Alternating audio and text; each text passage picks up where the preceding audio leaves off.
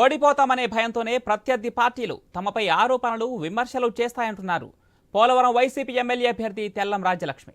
తన భర్త తెల్లం బాలరాజు 4 సార్లు పోలవరం ఎమ్మెల్యేగా గెలిచి ఎంతో అభివృద్ధి చేశారని, అది చూసి ఓర్వలేకే తమ కుటుంబంపై కుట్ర చేస్తున్నాయన్నది రాజ్యలక్ష్మి ఆరోపణ. తాను పక్కా గిరిజన మహిళగా చెప్పుకొచ్చారు.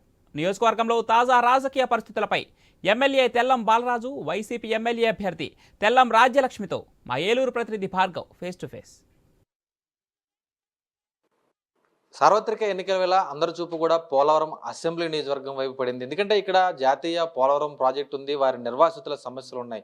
ఈ తరుణంలో ప్రస్తుతం వైసీపీ నుంచి అభ్యర్థిగా తెల్లం రాజ్యలక్ష్మి ఇక్కడ పోటీ చేస్తున్నారు. మరి సిట్టింగ్ ఎమ్మెల్యే తెల్లం బాలరాజు కూడా ఉన్నారు, ఆయన భార్య.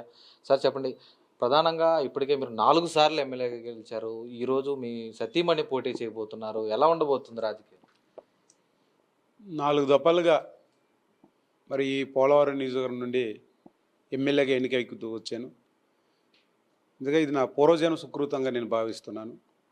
ఈ పోలవరం నియోజకవర్గ ప్రజలకు ఎప్పటికీ నేను రుణపడి ఉంటాను.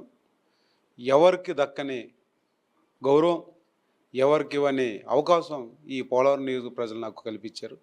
నా జీవితాంతం కూడా ఈ పోలవరం నియోజకవర్గ ప్రజలకి మరి నేను అంకితం చేస్తాను. ఈ పోలవరం నియోజకవర్గంలో ఇప్పటి వరకు కూడా మరి మహిళా ప్రజాప్రతినిధిగా ఎవరు కూడా కాలేదు. మొట్టమొదటిసారిగా వైఎస్ఆర్ కాంగ్రెస్ పార్టీ తరఫున నా సతీమణి తెల్లం రాజలక్ష్మి మరి వైఎస్ఆర్ కాంగ్రెస్ పార్టీ తరఫున జగనన్న ఆశీస్సులతో ఈరోజు పోటీ చేస్తుంది.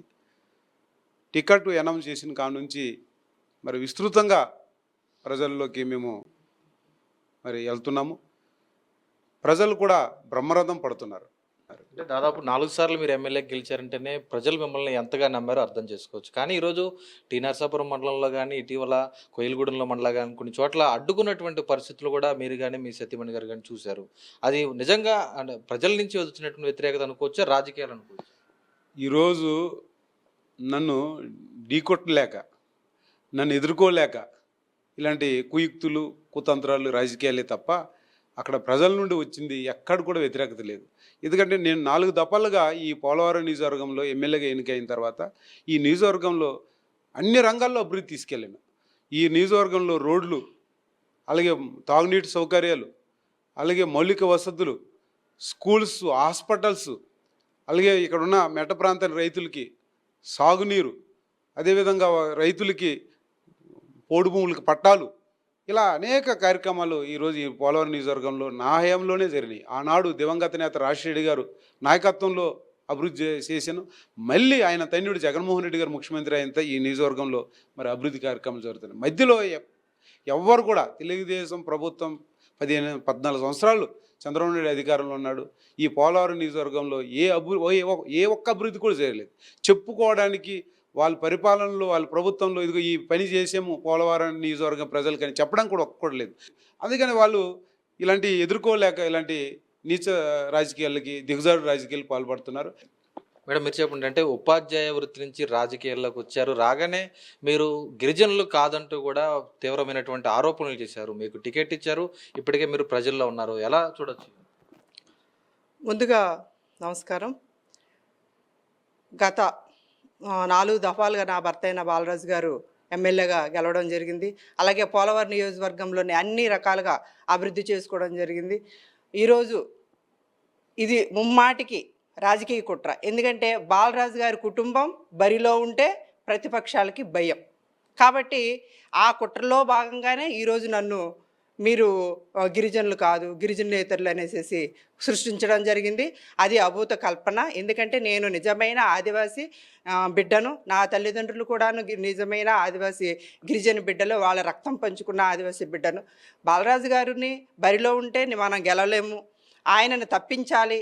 ఆయన ప్రజల్లో ఉన్న మంచిని, ఆ పేరుని మనం తప్పించినట్లయితే, వాళ్ళ కుటుంబాన్ని తప్పించినట్లయితే ప్రతిపక్షంలో మనం ఈజీగా గెలవచ్చు అనేసి ఈరోజు ఇలాగా సృష్టించడం జరిగింది. అంటే ప్రధానంగా ఈరోజు ఎన్డీఏ కూటమి తరపున జనసేన పార్టీ నుంచి అభ్యర్థి ఇక్కడ చిర్రి బాలరాజు పోటీ చేస్తున్నారు.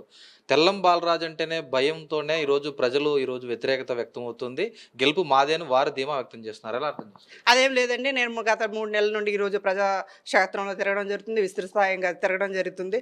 నా భర్త అయిన బాలరాజు గారు ప్రజల్లో ఎంతలా చొచ్చుకొని వెళ్ళిపోయారు ప్రతి ఒక్కరికి తెలుసు.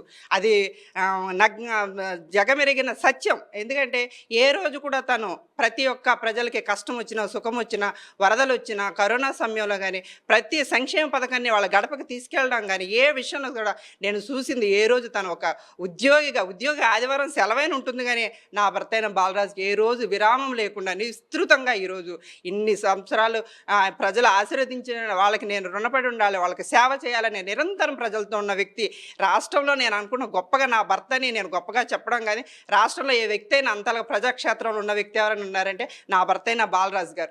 అంత ప్రజల్లోని కలిసిపోయి వాళ్ళ గుండెల్లోని బాలరాజు అంటే వైఎస్ఆర్ కాంగ్రెస్ పార్టీ పోలవరం బాలరాజు అంటే ఎమ్మెల్యే అంటే గుర్తుపెట్టుకున్నాను. ఎందుకంటే అంత సంక్షేమాన్ని, అంత అభివృద్ధిని ఈరోజు అన్ని రంగాల్లో విద్య కానీ, వైద్యం కానీ, సాగునీరు కానీ, వ్యవసాయం కానీ అన్ని రంగాల ప్రజలకి, బడుగు బలహీన వర్గాలకి ఎప్పుడు కూడా అందుబాటులో ఉండి నిరంతర ప్రజాక్షేత్రం తిరిగి నా భర్త అయిన బాలరాజు గారిని ఎదుర్కోవడానికి ఎన్ని మాటలైనా చెప్తారు. ఈరోజు నేను ప్రజాక్షేత్రంలో ఒక మహిళ, వైఎస్ఆర్ కాంగ్రెస్ పార్టీ మహిళా అభ్యర్థిగా ఈరోజు బాలరాజు గారి భార్యగా నేను ఈరోజు వెళ్తుంటే అసలు నన్నెందుకు ప్రకటించారనే స్థితికి వచ్చింది. ఎక్కడికైనా వెళ్ళి అమ్మ నాకు ఓటే అమ్మ, నేను బాలరాజు గారి భార్యని అని అడుగుతుంటే నిజంగా ఇది అతిశయోక్తి కాదు. అమ్మ బాలరాజు ఏరమ్మా, మీ ఆయన గారు ఏరమ్మా అని అడుగుతున్నారు. ఈవెన్ కార్యకర్తలు, నాయకులు ఆయన కనపడితేనే ఉత్సాహం, నేను కనపడితే వాళ్ళు నిరుత్సాహం. అంటే అతను నా భర్త అయిన బాలరాజు గారు ప్రజల్లోని, నాయకుల్లోని, కార్యకర్తల్లో ఎంత మిళితమైపోయి ఉన్నారన్నది ఈరోజు ప్రత్యక్షంగా నేను అనుభవిస్తున్నాను. ఇది గొప్పగా కాదు, నిజంగా ప్రత్యక్షంగా అనుభవించి ఈరోజు మీ ముఖంగా తెలియజేస్తున్నాను. అంతటి ప్రజాదరణ పొందిన నా భర్త అయిన బాలరాజు గారు ప్రజాక్షేత్రంలో ఉన్నారు. ఎవరికైనా భయమే. ఏ జనసేన అని, ఏ కూటమిగా అయినా బాలరాజు గారిని చూస్తే, వాళ్ళ కుటుంబాన్ని చూస్తే భయమేనండి.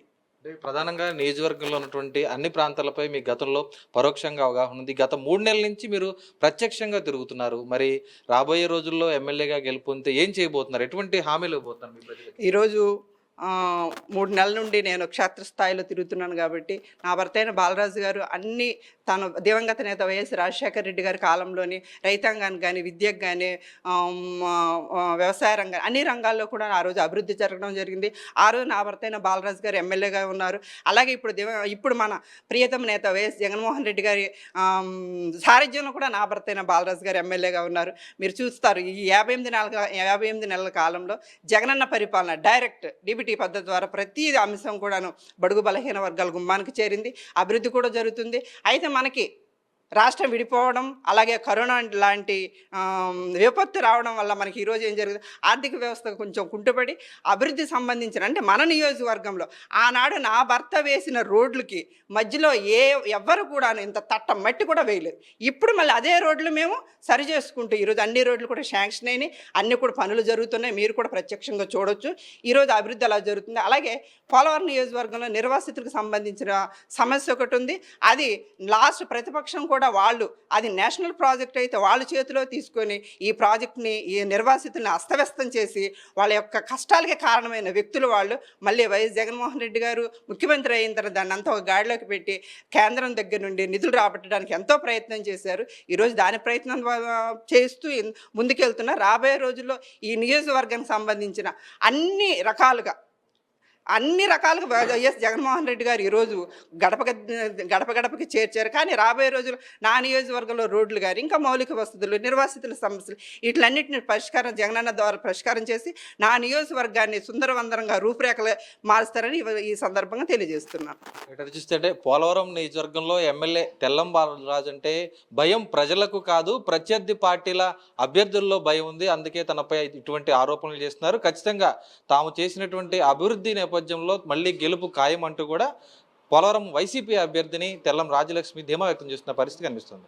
కెమెరా పర్సన్ మధుతో భార్గవ్, ఐ న్యూస్, పోలవరం నియోజకవర్గం నుంచి.